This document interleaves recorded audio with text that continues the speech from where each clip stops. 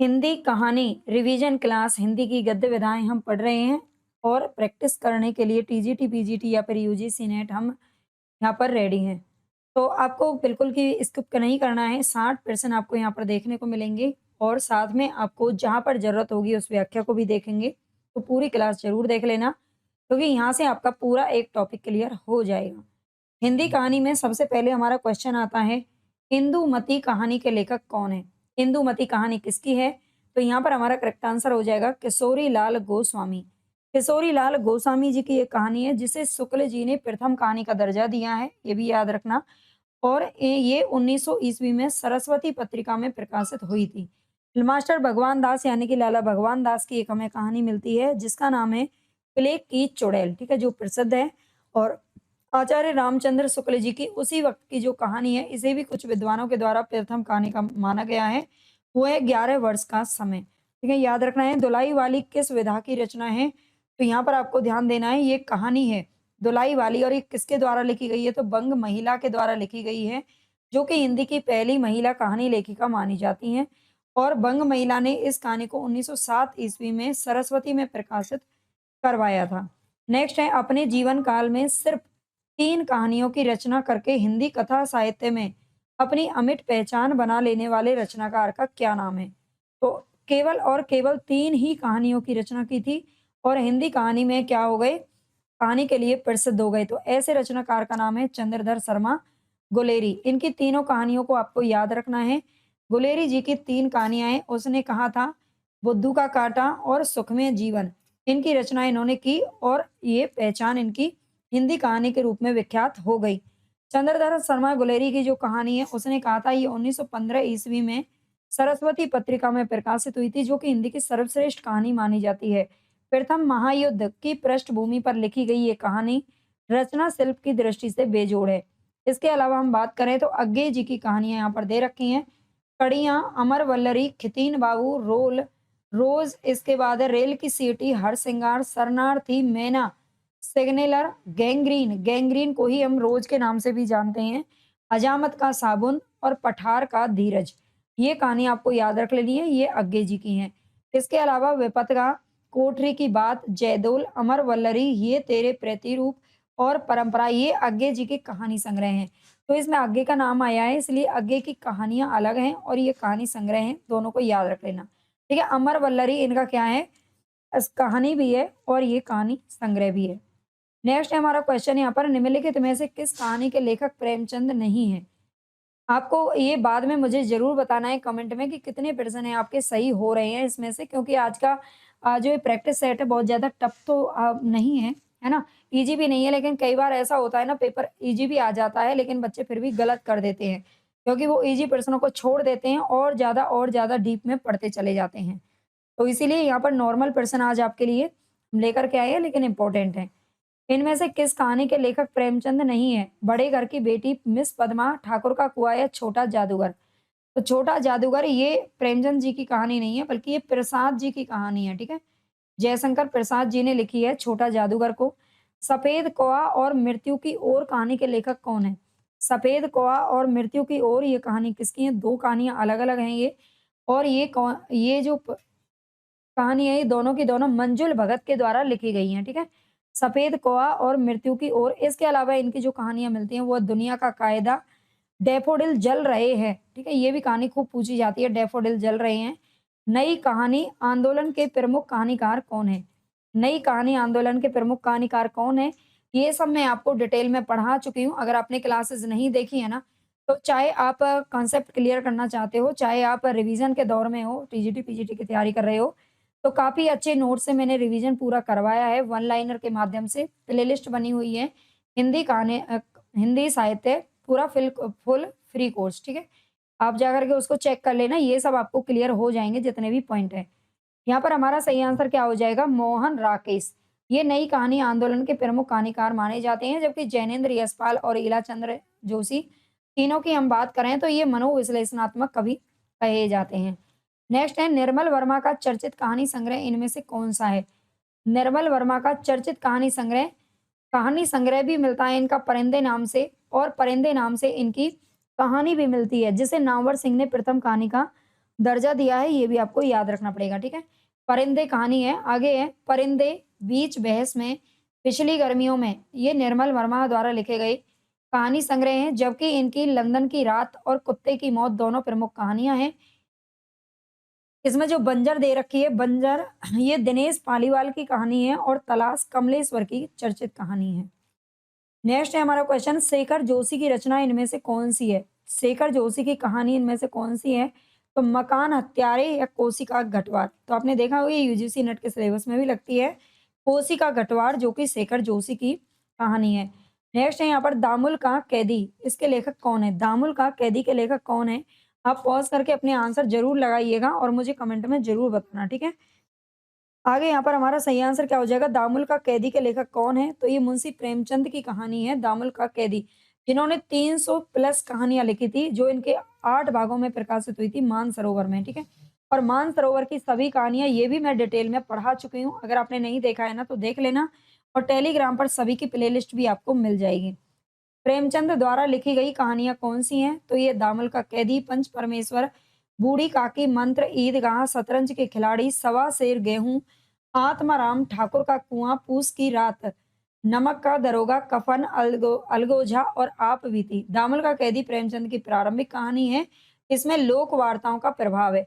ठाकुर का कुआँ नाम से कहानी प्रेमचंद की भी मिलती है और ओम प्रकाश वाल्मीकि जो कि दलित साहित्यकार थे, उनके भी ये रचना मिलती है, ठीक है? दोनों को याद रख लेना। जयशंकर प्रसाद की कहानियों में आकाशदीप, आंधी, पुरस्कार, ममता, देवव्रत, प्रतिध्वनि, सालवती, मधुआ और इंद्रजाल आती हैं।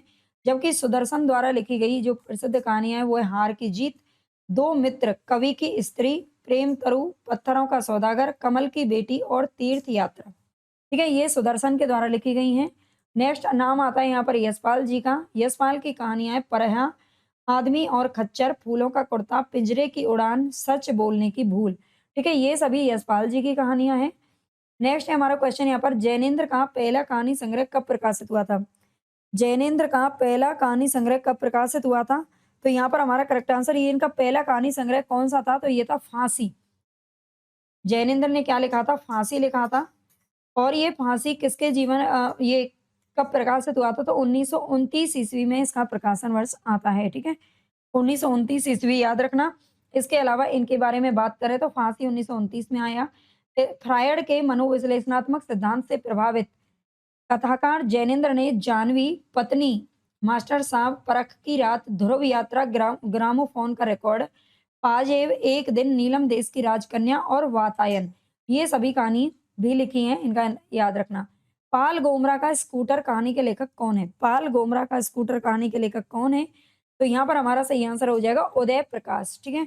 एक इनकी कहानी बहुत चर्चित मिलती है, वॉरेन हेस्टिंग्स का सांड, ठीक है? लेकिन यहाँ पर पाल गोमरा का स्कूटर आपको याद रख लेना है, इनको हम आगे थोड़ा-सा डिटेल में पढ़ेंगे। चिंगारियाँ कहानी के लेखक कौन है? चिंगारियाँ नामक जो कहानी है, ये किसके द्वारा लिखी गई है? तो यहाँ पर हमारा करेक्ट आंसर क्या हो जाएगा? बेचन शर्मा उग्र। या बेचन शर्मा उग्र, जिसका उग्र होता है ना सर, थोड़ी-सी बस चिंगारी की ज़रूरत पड़ती है और ये वो कहानी है जिसे अंग्रेज़ों द्वारा प्रतिबंधित कर दिया गया था, है ना? इसे हमेशा-हमेशा के लिए रोक लगा दी थी क्योंकि ये राष्ट्रीय विचारधारा से संबंधित है। शुक्ल जी द्वारा लिखित 11 वर्ष का समय किस विधा की रचना है? तो भई ये कहानी है, अभी तो हम कहानी पढ़ रहे हैं लेकिन याद रखना है और ये 1903 ईस्वी में सरस्वती में प्रकाशित हुई थी। नेक्स्ट क्वेश्चन, राजा निर्वंशिया कहानी के लेखक कौन है? राजा निर्वंशिया, निर्वंशिया यानी कि जिसका वंश आगे ना बढ़े, इसको बोलते हैं निर्वंशिया, ठीक है? राजा निर्वंशिया कहानी के लेखक है कमलेश्वर, याद रखना। नेक्स्ट क्वेश्चन, हरिबिंदी किस साहित्यकार की कहानी है? हरिबिंदी किस साहित्यकार की कहानी है? कमलेश्वर की कई और कहानियां भी मिलती हैं, शायद आगे हमें देखने को मिल जाएंगी। वैसे नीली झील भी इनकी खूब पूछी जाती है। तलाश आती है, मांस का दरिया और राजा निर्वंशिया, ठीक है? हरिबिंदी किस साहित्यकार की कहानी है? तो यहाँ पर ये सभी महिला कहानीकारों के नाम आते हैं, जो कि हम डिटेल में भी पढ़ चुके हैं। अभी तो हमारा टेस्ट का समय चल रहा है, तो ये मृदुला गर्ग की कहानी हो जाएगी, ठीक है? मृदुला गर्ग की है हरिबिंदी। वोलगा से गंगा किसकी रचना है? वोलगा से गंगा किसकी रचना है? तो सबसे पहले तो इसमें इसकी विधा बहुत बार पूछी जाती है, वोलगा से गंगा की विधा क्या है? तो ये कहानी है और ये कहानी है राहुल सांकृत्यायन जी की, जो कि यात्रा साहित्य के पितामह कहे जाते हैं, है ना? और इसको देख कर के बिल्कुल ऐसा लगता है वोल्गा से गंगा की यात्रा लिखी होगी, लेकिन ये यात्रा नहीं है, कहानी के रूप में लिखा गया है। कहानी संग्रह है दूसरा ताजमहल। दूसरा ताजमहल की लेखिका कौन है? नाचना शर्मा, मृदुला गर्ग, ममता कालिया या फिर अनीता जैन। कहानी संग्रह दूसरा ताजमहल की लेखिका कौन है? तो यहाँ पर हमारा सही आंसर हो जाएगा नासिरा शर्मा। नासिरा शर्मा ने अपनी कहानियों में ज़्यादातर जो मुस्लिम में समाज का है, समाज में जो औरतें हैं ज़्यादातर उनका ज़िक्र किया है। और इसके अलावा इन्होंने कुछ अपनी कहानियों में ईरान की जो पृष्ठभूमि है उस पर भी ज़िक्र किया है। उसकी जो क्रांति हुई थी ईरान में, उसके बारे में भी इन्होंने कहानी लिखी थी। श्रीराम शर्मा की बोलती प्रतिमा इस रचना की विधा क्या है? श्रीराम शर्मा की एक रचना है बोलती प्रतिमा, तो इसकी विधा आपको बताना है। तो यहाँ पर तो मुझे पता है, जहाँ तक बच्चों को ये लगेगा कि ये भी कहानी होगी, ये बिल्कुल कहानी नहीं है, ये रेखा चित्र है। इस प्रकार के प्रश्न आपके परीक्षा में खूब पूछे जाते हैं। नेक्स्ट है हिंदी की पहली कहानी लेखिका कौन है? हिंदी की पहली कहानी लेखिका कौन है? तो ये बंग महिला का नाम जाना जाता है। इन्होंने लिखा था 1904 ईस्वी में चंद्रदेव से मेरी बातें, ठीक है? चंद्रदेव से मेरी बातें। और 1907 में इनकी दुलाई वाली प्रकाशित हुई थी, दोनों ही सरस्वती में आई थी। गुल की बन्नो कहानी के लेखक कौन है? गुल की बन्नो नामक कहानी के लेखक कौन है? तो यहाँ पर हमारा करेक्ट आंसर क्या हो जाएगा? धर्मवीर भारती, ठीक है? ये धर्मवीर भारती का आगे थोड़ी डिटेल हम देखेंगे कुछ क्वेश्चंस की। फणीश्वर नाथ रेणु की कौन सी कहानी है? फणीश्वर नाथ रेणु की कौन सी कहानी है? तो यहाँ पर हमारा सही आंसर क्या होगा? रसप्रिया, ठीक है? फणीश्वर नाथ रेणु की रसप्रिया है, जबकि रसिक प्रिया केशवदास की है। रस आखेटक और प्रिया नीलकंठी ये दोनों ही कुबेर नाथ की कहानी है, ठीक है? प्रिया नीलकंठी और रस आखेटक दोनों कुबेर नाथ कहानी भी नहीं है, बल्कि ये दोनों तो निबंध है, हमने कल की क्लास में पढ़ा था, ठीक है? ये क्या है? निबंध है, इनकी विधा याद रखना। और ये किसके द्वारा लिखा गया है? कुबेर नाथ राय जी के द्वारा।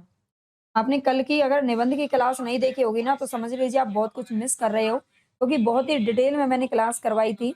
ये आज के तो थोड़े नॉर्मल है, कल के क्वेश्चन ज़्यादा अच्छे थे, ज़्यादा कठिन थे। मुंशी नवल किशोर द्वारा संपादित मनोहर कहानी में कितनी कहानियाँ संकलित हैं? मुंशी नवल किशोर द्वारा संपादित मनोहर कहानी इन्होंने संपादन करवाया था, और इसमें कितनी कहानियाँ संकलित हैं? तो यहाँ पर हमारा करेक्ट आंसर हो जाएगा, इसमें 100 कहानियाँ संकलित की गई हैं। नेक्स्ट क्वेश्चन हमारा कामरेड का कोट कहानी के लेखक कौन है? दादा कामरेड, पार्टी कामरेड, इस तरह के जो उपन्यास है वो हमने पढ़े हैं, जो कि यशपाल जी के हैं। लेकिन यहाँ पर कामरेड का कोट ये कहानी है, ठीक है? इसकी विधा सबसे पहले तो आपको याद रखनी पड़ेगी। और ये आई थी 1993 ईस्वी में। और ये किसके द्वारा लिखी गई? तो संजय के द्वारा लिखी गई है, ठीक है? ये संजय के द्वारा लिखी गई है 1993 में। इसके अलावा इनकी एक और कहानी पूछी जाती है, नंगा और भागदत्त का हाथी, ठीक है? ये इनकी इंपॉर्टेंट है। पूस की रात कहानी का प्रमुख पात्र कौन है? पूस की रात किसकी कहानी है? तो ये मुंशी प्रेमचंद के द्वारा लिखी गई है पूस की रात, जो कि 1930 ईस्वी में प्रकाशित हुई थी, ठीक है? 1930 में आई थी ये। और इस कहानी के जो प्रमुख पात्र हैं वो है इसमें हल्कू, ठीक है? हल्कू, जबरा, मुन्नी, इनके नाम इसमें आते हैं। जबरा कुत्ते का नाम है, जो कि हल्कू के साथ खेत पर ही रहता है। प्रकाशन वर्ष के आधार पर जयशंकर प्रसाद के कहानी संग्रह का सही अनुक्रम आपको बताना है। तो यहाँ पर हमारा सही आंसर कौन सा हो जाएगा? छाया, प्रतिध्वनि, आकाशदीप और इंद्रजाल, ठीक है? बी ऑप्शन हमें सही लग रहा है, सही है बिल्कुल। और इनका प्रकाशन वर्ष शायद मैंने दे रखा होगा, चलो इनका बता देती हूँ। छाया का जो प्रकाशन वर्ष है वो कितना है? तो 1912 ईस्वी जब भारत भारती प्रकाशित हुआ था तभी छाया पड़ी थी। और प्रतिध्वनि 1926 ईस्वी में प्रकाशित हुई थी। आकाशदीप आप जानते हैं 1929 में, यूजीसी नेट के सिलेबस में भी है। आंधी कब आई थी? आंधी इसमें दे नहीं रखी है, वैसे आंधी 1931 में आई थी, लेकिन इंद्रजाल आई थी 1936 में, है ना? 1936 में आई थी, ये ध्यान रखना। नेक्स्ट, और ये इनकी लास्ट कहानी है, मुंशी प्रेमचंद की भी कफन कहानी लास्ट है, जो कि 1936 में प्रकाशित हुई थी। स्वतंत्रता पूर्व की हिंदी कहानी के वस्तु पक्ष तथा शिल्प का पक्ष की विकास की प्रक्रिया को ध्यान में रखकर उसे कितने चरणों में बांटा गया है? स्वतंत्रता पूर्व यानी कि 1947 से पहले की बात कर रहा है। हिंदी कहानी के वस्तु पक्ष और शिल्प पक्ष के विकास की प्रक्रिया को ध्यान में रखकर कितने चरणों में बांटा गया है? तो यहाँ पर हमारा सही आंसर हो जाएगा 3। इसे 3 चरणों में बांटा गया है। नेक्स्ट क्वेश्चन हमारा, अरुण और मधुलिका किस कहानी के पात्र हैं? अरुण और मधुलिका किस कहानी के पात्र हैं? तो यहाँ पर हमारा करेक्ट आंसर हो जाएगा पुरस्कार, ठीक है? पुरस्कार कहानी किसकी है? तो ये जयशंकर प्रसाद जी की कहानी है पुरस्कार, और ये दोनों इसी के पात्र हैं। नेक्स्ट क्वेश्चन है, भीष्म साहनी द्वारा रचित कहानी संग्रह नहीं है। भीष्म साहनी द्वारा रचित कहानी संग्रह कौन से नहीं है? भाग्य रेखा, वांगचू, सतह से उठता आदमी या फिर निशाचर। तो यहाँ पर हमारा सही आंसर कौन सा हो जाएगा? भीष्म साहनी द्वारा रचित कहानी संग्रह कौन सा नहीं है? भाग्य रेखा, वांगचू, सतह से उठता आदमी या फिर निशाचर। तो इन सतह से उठता आदमी इनकी रचना नहीं है, ठीक है। ये किसकी रचना है? तो ये मुक्ति बोध की रचना है। सतह से उठता आदमी किसकी है? तो ये मुक्ति बोध की रचना है, याद रखना। नेक्स्ट है हमारा क्वेश्चन, काठ का सपना। ये प्रमुख समकालीन कहानीकार मुक्ति बोध की कहानी है, काठ का सपना भी। और काठ का सपना 1967, सतह से उठता आदमी 1971। 20 में साहनी के कहानी संग्रह की बात करें तो भाग्य रेखा 1953, पहला पाठ भटकती राख, पटरियां, वांगचू 1978, शोभा यात्रा, निशाचर, पाली और डायन। ठीक है, ये कहानी संग्रह है किसके? भीष्म साहनी जी के, जिन्होंने तमस उपन्यास लिखा था। जैनेन्द्र कुमार द्वारा रचित कहानी संग्रह इनमें से कौन सा नहीं है? अभी हमने ऊपर देखे थे इनके सारे जैनेन्द्र कुमार जी के कहानी संग्रह। तो यहाँ पर हमारा सही आंसर हो जाएगा इंसान के खंडर, इनका नहीं है। ठीक है, नीलम, देश की राजकन्या, पाजेब और वातायन इन्हीं के हैं। अच्छा, ये किसका है? तो इंसान के खंडर ये मोहन राकेश जी का है। ठीक है, ये किसका है? इंसान के खंडर मोहन राकेश की कहानी है ये। और ये कब प्रकाशित हुआ था? 1950 ईस्वी में। ठीक है, 1950 ईस्वी में ये प्रकाशित हुई थी। नेक्स्ट है इंसान के खंडर 1950 में दे रखा है, मोहन राकेश का है। मोहन राकेश के अन्य कहानी संग्रह में इंसान के खंडर 50, नए बादल 1957, जानवर और जानवर 1958, एक और जिंदगी, औलाद का आकाश, ये कहानी इन्होंने लिखी है। इसके अलावा जैनेन्द्र के कहानी संग्रह की बात करें तो फांसी, वातायन, दो चिड़िया, एक रात, नीलम, देश की राजकन्या, ध्रुव यात्रा, पाजेब और जय संधि, ये किस कहानियां इनकी मिलती हैं। कहानी के प्रमुख तत्व कौन से होते हैं? कहानी के प्रमुख तत्व कौन से होते हैं? उपमान, अलंकार और रस। देखो, उपमान, अलंकार और जो रस है ना, ये काव्य के तत्व होते हैं। ठीक है, काव्य रचना के। लेकिन जो पात्र हैं वो कहानी में इंपॉर्टेंट होते हैं। कहानी के तत्वों में पात्र का नाम आता है। इस सदी में गद्य में एक नई विधा का विकास हुआ जिसे कहानी नाम से जाना जाता है। इस सदी में गद्य में एक नई विधा का विकास हुआ है। तो यहाँ पर हमारा सही आंसर कौन सा हो जाएगा भाई? 18, 19, 21 या फिर 16? तो 19वीं शताब्दी में हुआ था। ठीक है, 19वीं शताब्दी हमारा सही हो जाएगा। गद्य में एक नई विधा का विकास हुआ है 19वीं शताब्दी में हुआ था। और ये आपको बताने की शायद जरूरत नहीं पड़नी चाहिए कि 19वीं शताब्दी कौन सी है। कौन सी है? तो 1800 से लेकर के 1900 के बीच में। ठीक है, 1900 तक या फिर 1801 से भी आप इसको लगा सकते हो। ये हो जाती है हमारी 19वीं शताब्दी। आगे है केसर कस्तूरी कहानी संग्रह किसका है? केसर कस्तूरी नामक कहानी संग्रह किसके द्वारा लिखा गया? केसर कस्तूरी। तो यहाँ पर हमारा राइट आंसर क्या हो जाएगा भाई? केसर कस्तूरी किसका है? शिव मूर्ति, संजीव, उदय प्रकाश या फिर सरंजय। तो केसर कस्तूरी जो रचना है वो शिव मूर्ति के द्वारा लिखी गई है 1991 ईस्वी में। ठीक है, केसर कस्तूरी कहानी संग्रह किसका है? शिव मूर्ति का है, 1991 में लिखा गया। नेक्स्ट है निम्नलिखित में से कौन सी रचना है जो अमरकांत की है? निम्नलिखित में से कौन सी रचना अमरकांत की है? अमृतसर आ गया, जिंदगी और जोंक, टूटना या फिर परिंदे। परिंदे निर्मल वर्मा की है, आप जानते हैं। टूटना किसकी है? टूटना राजेंद्र यादव की है। ठीक है, राजेंद्र यादव की रचना है टूटना। और अमृतसर आ गया ये किसकी है? ये भीष्म साहनी की रचना है, अमृतसर आ गया। ठीक है, पटरियों में ये प्रकार संकलित की गई थी। और जिंदगी और जोंक नामक जो रचना है ये किसकी है? जिंदगी और जोंक, तो ये अमरकांत की है, जो कि 1958 में प्रकाशित हुआ था। यारों के यार किसकी रचना है? यारों के यार किसकी रचना है? मैत्रेयी पुष्पा, मन्नू भंडारी, ममता कालिया या फिर कृष्णा सोवती। यारों के यार, तो यहाँ पर हमारा सही आंसर हो जाएगा। ये 1967 में प्रकाशित हुई थी। और ये किसकी है? कृष्णा सोवती के द्वारा लिखी गई है। ठीक है, ये कृष्णा सोवती की एक रचना है, यारों के यार। कृष्णा सोवती की कहानी यहाँ पर दे रखी है। बादलों के घेरे 1980 में ये इनका कहानी संग्रह है। बादलों के घेरे, सिक्का बदल गया, कहानी है यारों के यार, और तीन पहाड़ ए लड़की, ये सभी कहानियां इनकी मिलती हैं। मैत्रेयी पुष्पा की कहानियों में चिन्हार, ललमनिया, गोमा हस्ती है और जवाबी कागज। ठीक है, मन्नू भंडारी की कहानियों में मैं हार गई, यही सच है, एक प्लेट सैलाब, तीन निगाहों की एक तस्वीर, रानी माँ का चबूतरा, गीत का चुंबन, त्रिशंकु और बंद दराजों के साथ। ठीक है, त्रिशंकु इनकी कहानी मिलती है, लेकिन अज्ञे जी का ये निबंध भी मिलता है त्रिशंकु नाम से।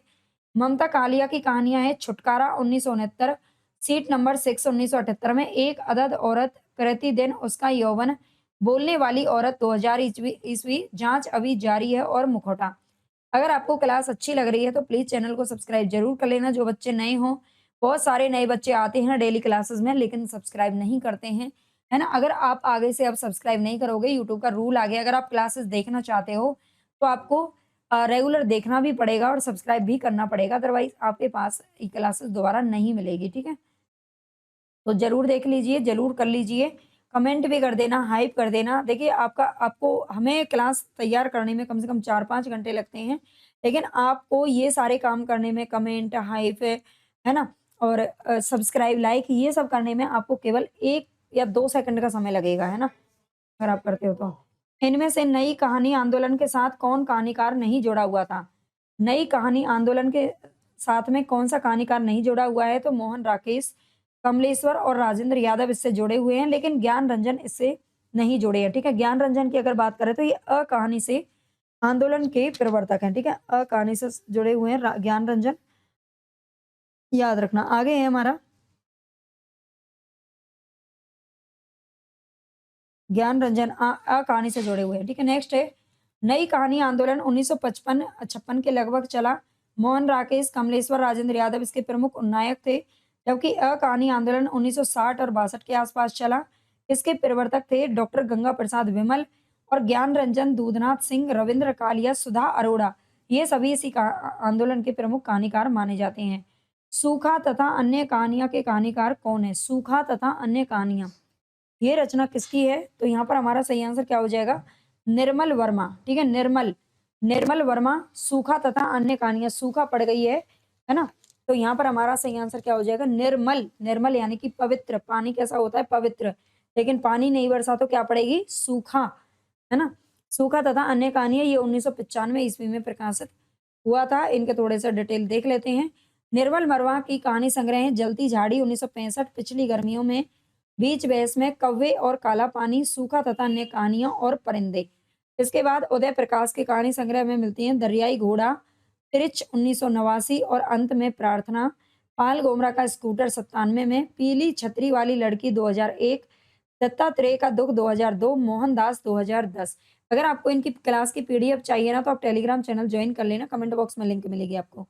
स्वयं प्रकाश की कहानी संग्रह मात्रा एवं भार 1974, सूरज कहाँ निकलेगा, जंग 2002, दुखिया दास कबीर, नकवे सर कागा ले भागा और किताब में लिखा है आघात पुरुष 2005, तर्पण 2006। ठीक है, ये सारी कहानियां स्वयं प्रकाश की हैं।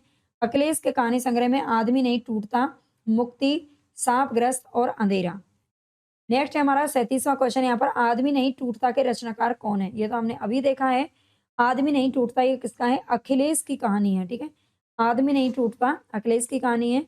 मैं बोरिशा इल्ला किसकी रचना है? मैं बोरिशा इल्ला किसकी रचना है? तो यहाँ पर हमारा सही आंसर क्या हो जाएगा? मैं बोरिशा इल्ला ये नई रचना है, ये मैंने करवाई थी सारी कहानी आपको 2000 के बाद की। तो ये महुआ माझी की रचना है, ठीक है? मैं बोरिशा इल्ला किसकी है? महुआ माझी की रचना है, याद रखना। नेक्स्ट क्वेश्चन, निम्नलिखित में से कौन सा कहानीकार ग्रामीण चेतना का नहीं है?